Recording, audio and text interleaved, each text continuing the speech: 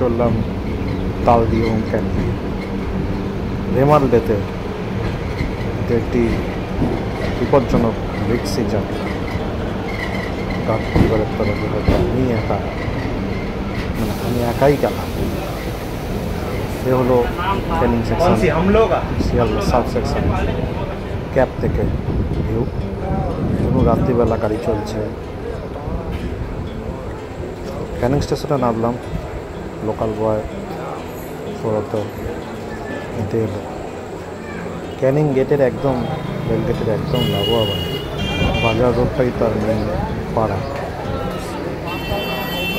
এই পরিচিতির জায়গাটাও বেশ ভালো।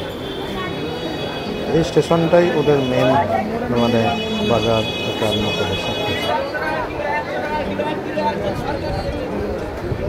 হচ্ছে মাছের বাজার। উল্লেখযোগ্য বিষয়, এখানে চিংড়ির প্রচণ্ড মানে বিক্রি, কারণ এই অঞ্চলটাতেই বড় বড় ভেড়ি এবং গলদা চিংড়ি, বাগদা চিংড়ি আছে, চাষ হয়। এখানে মানুষ হয়তো বেশি চিংড়িও খায়। আমিও কিছু চিংড়ি নিলাম। সকালবেলা 3টে সাড়ে 3টে থেকে 5টা সাড়ে 5টার মধ্যে পাইকারি রেটে গলদা বাগদা চিংড়ি সেল, তারপরে বাজার। তো আমি বাজার থেকে নিয়েছি প্রায় 9টা নাগাদ।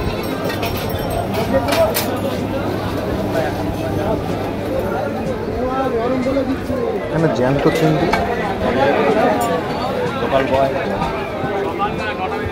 সৌরভদার বাবা পেঁপে ক্যাচ। এই যে গেট লাগোয়াই সৌরভদার বাবা। স্টেশন এবং রেল যেহেতু আমার এবং আমাদের সবারই একটি মানে বিবর্ষ একটা ভালো লাগার জায়গা। একে ঘিরেই আমরা হয়তো সব কিছু ক্যাচদারি বা সব কিছু করে থাকি। এটা আমাদের অন্যতম ভালোবাসার মধ্যে পড়ে। এটা আমাদের পেটও চালায়। তো এর সঙ্গে আমাদের ক্যাচদারিটা একটু আলাদা ধরনের। এখন ক্যানিং যাচ্ছি পরদিন সকালবেলা। আজকে রেমালডে চারিদিকে এবং এফেক্টেড এরিয়ার মূল টার্গেট এরিয়ার মধ্যে এই ক্যানিংটাই পড়ে। এটা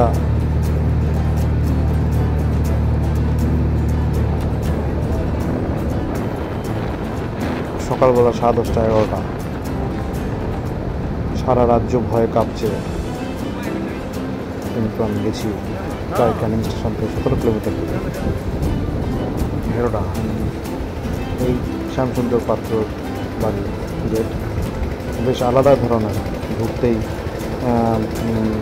চাষের জায়গা, আর দূরে রয়েছে পুকুর। কলকাতা থেকে দূরে গেলেও কলকাতা কিন্তু আছে, ইটের টালি হচ্ছে কলকাতা, হচ্ছে বাড়ি। এই বাঁধানো পুকুর এক আলাদাই মানে আনন্দ। এই তুলসী গাছ ঢুকতেই এই লেখা, এগুলো শহরাঞ্চলে প্রায় হয়ে গেছে। এই হচ্ছে হিরোর বাবা।